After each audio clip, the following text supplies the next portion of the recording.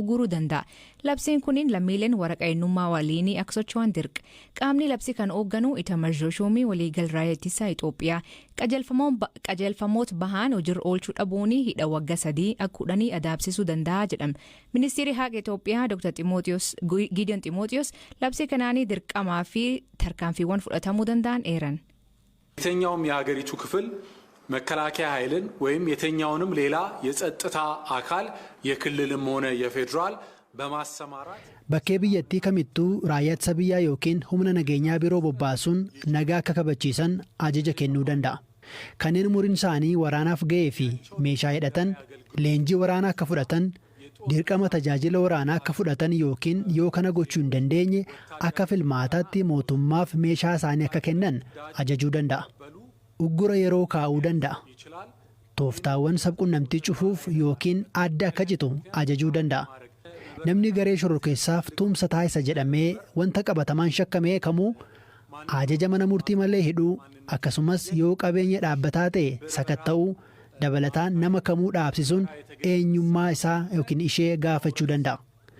Yeroo sakatta'insa meeshaa waraanaa qabame dhaaluu danda'a. Yeroo murtaa'eef daandiiwwanii fi dhaabbilee tajaajila kennan cufuu akkasumas namoonni bakka murtaa'e akka turan akka hin seenne yookiin akka bahan ajajuu danda'a. ወደ ተወሰነ አካባቢ እንዳይገቡ ወይም ከተወሰነ አካባቢ እንዲለቁ ማዘዝ ወይም መመሪያ መስጠት ይችላል።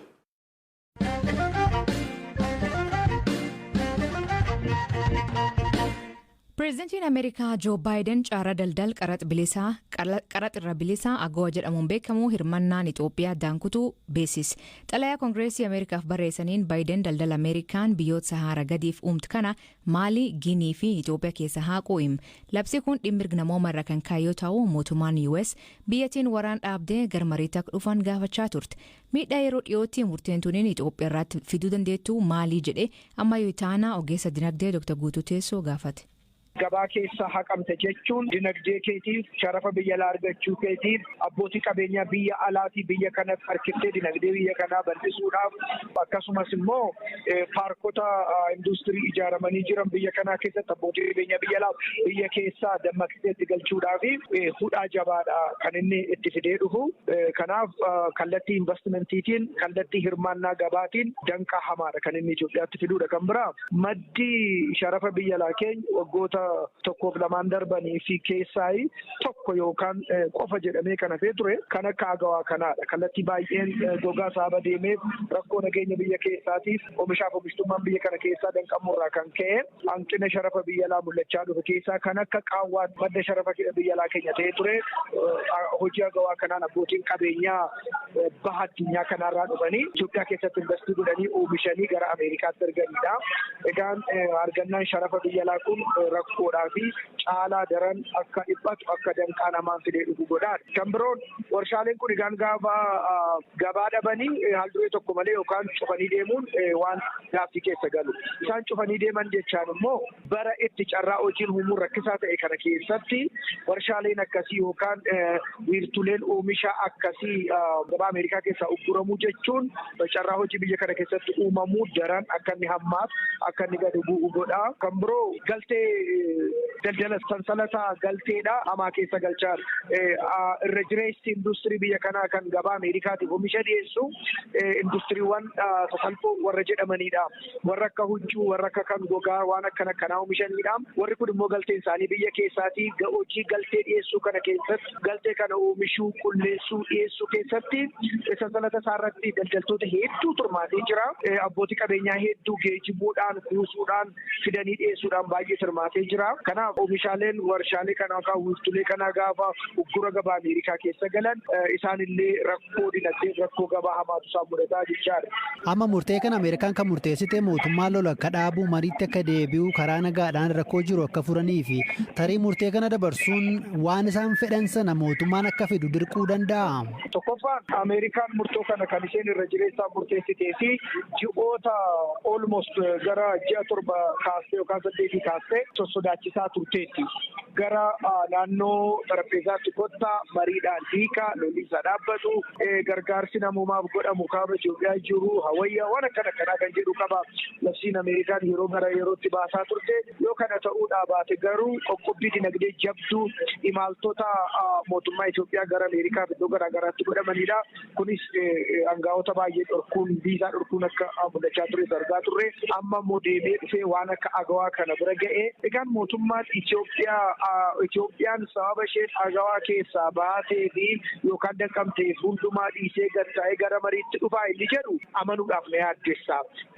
Akkaataa itti pozishiniin mootummaa Itoophiyaa haala amma jiru kana keessatti naa mul'atu waan akkasiitiif waan harka kennuuf jilbeenfatu hin fakkaatu. Sababii kana qofaadhaaf jedhee mootummaan Itoophiyaa gara maree xarapheezaatti dhufa jedhee hin yaadu. Miidhaa kana salphisuudhaafoo filmaati biraa mootummaan Itoophiyaa hordofuu qabu ni jiraa? Wanti madaan hin jiru. Gama kaaniin immoo carraa kana deebisanii argachuuf hangam salphaadha?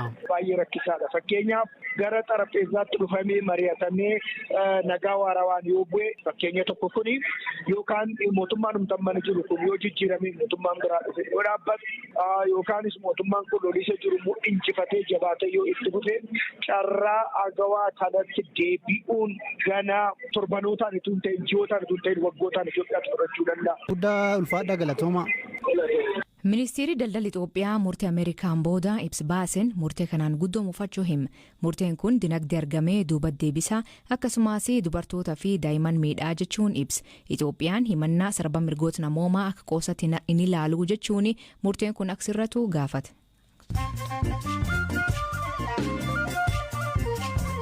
Dhaggeeffattootni oduu gaggabaaboo addunyaa isaanii dhiyeessaa jalqabaanii magaalaa Finfinneetti dhalatoonni Tigraay hidhaannoo tammaatee jechuun BBC'tti himan. Kanneen BBC'n dubbisee bakkee bashannanaatti addaan fo'amanii akka hidhaman dubbatu. Poolisiin Finfinnee hidhaa isaanii mirkaneessee garuu shakkii malee sabummaa isaaniitiif hin hidhamne jedhe. Hoganoonni addunyaa kakor jijjiiram qilleensaa UK'tti walgahiirra jiran barkum 2030tti macaa'is bosonaa dhaabuu fi waadda seenan. Waaddaan seenam kunin maallaqa dhuunfaa fi mootummaa irraa kan argamu $19 biliyoona ramaduu dabalata. Biyyoonni waliigaltee kan mallatteessinaa jedhan Kanadaa, Biraazil, Raashiyaa fi Indooneeziyaa. Taphattoonni kubbaa miilaa Eertiraa 5 ergaa dorgommii Ugaandaa taasifametti hirmaataniin booda dhaabaman. Gareen shamarran umrii 20 jalaa biyyatti bakka bu'uun taphatan namoonni kunneen ganam hoteelii isaanii keessaa dhaabaman. Kun yeroo lammaffaa waggaa lama keessatti lammiileen Eertiraa dorgommii sekaafaarraatti baqatan. Afrikaa kibbaatti cilee fayyadamuu dhiisuu fi $8 biliyoona fi $500 argatan. Kun erga US, UK, Firansii fi Jarmaniin biyyattiin gara boba'aa haaromsuu danda'anitti akka jijjiiramtu irratti walii galan. Humni elektirikaa biyyattii harka 90 cilee irra dhufu. Hundeessaan Amazon Jeff Bezos lafa Afrikaa akka duriitti deebisuu fi $2 biliyoona gumaachuu waadda gale. Bezos lafti Afrikaa ammaatti garmalee manca'uu hima garuu deebisanii sirreessuun hin danda'amaa jedhe. Akka inni jedhuutti imaliinni dhiyeen kanaa gara hawwata taasise ejjata isaa jijjiiruu hima.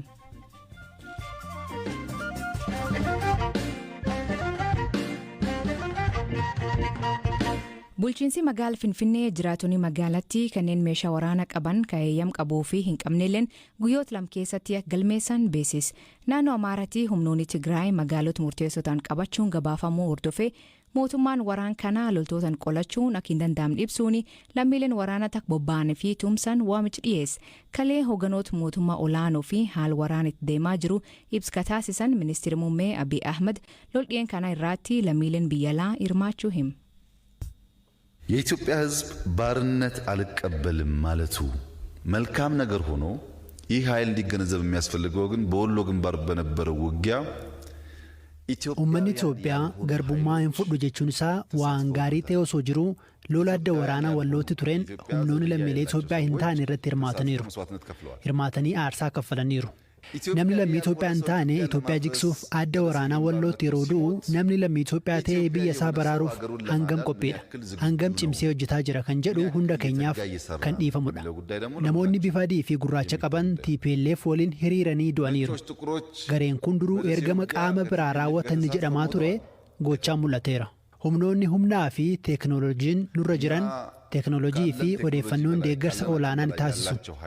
Lammiin Itoophiyaa kamuu haala diinni isaatti dhufe sirnaan hubachuu qaba.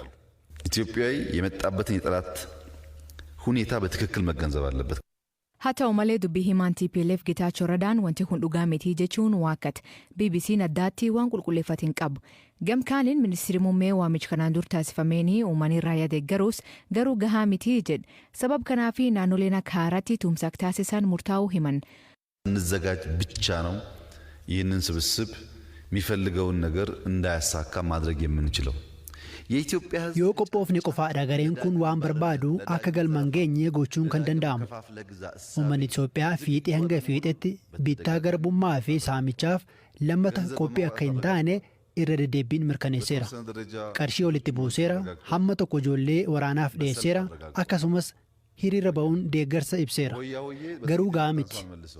Nama qawwee qabatee dhufee ijaaramnee malee dhiichisaan hin deebisnu. Wanni amma itti deemaa jirru naannoon tokko tokko ijaaree hidhachiisee galaa qabatee akka hojjetuu fi sadarkaa biyyaatti haala qindoomina qabuun akka ofirraa qolannuufi. ስራውን እንዲሰራና በሀገር ደረጃ በተደራጀ መንገድ እንድንመክተው ነው.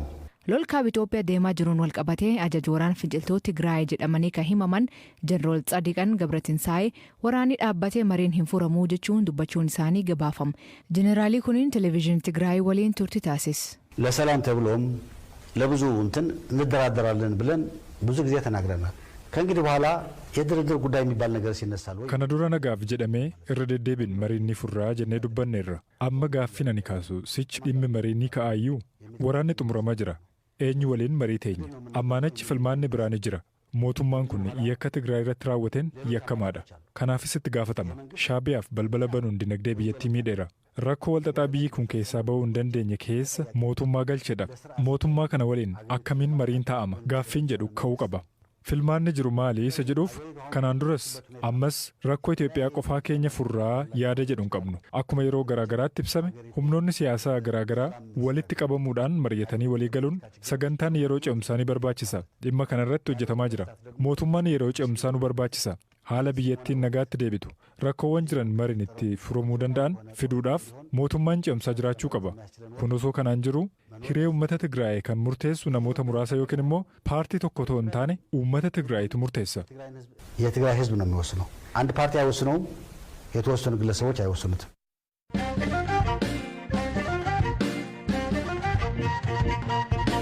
Dhaggeeffattootni oduu dabalataanii balaan xiyyaaraa Suudaan kibbaatti raawwateen yoo xiqqaate namoonni 5 himan. Xiyyaarichi erga Juubarra ka'een booda kufuu himan. Namoonni du'an kuniin tokko 2 lammiilee Yuukireen ta'uu kaan ammoo lammiilee Suudaan kibbaa ta'uu himan. Dhaggeeffattootni sagantaan irraa ganuma nu waliin turuu keessaniif ulfaadha isaniin jenna. Oduu dabalataa weebsaayit keen BBC News Afaan Oromoo irra dubbisaa kaallee Facebook teenna BBC Afaan Oromoo irra laala. Mammaansi galgal kana foon kee jaalatta goga kee inxireeffatta jetti dullattiin hiikan isaa isan biraatti maanii kooment keessatti nu beeksisa. Sagantaa kan qophees ammayyuu itaana gam teknikaatiin Oskar Bunga keessaniif dhiyeessaan aslii galgalooti akborii saatti akkana nagaa waaqa kee bulaa oraa bulaa deebanaa hangafamaan dhan bulaa.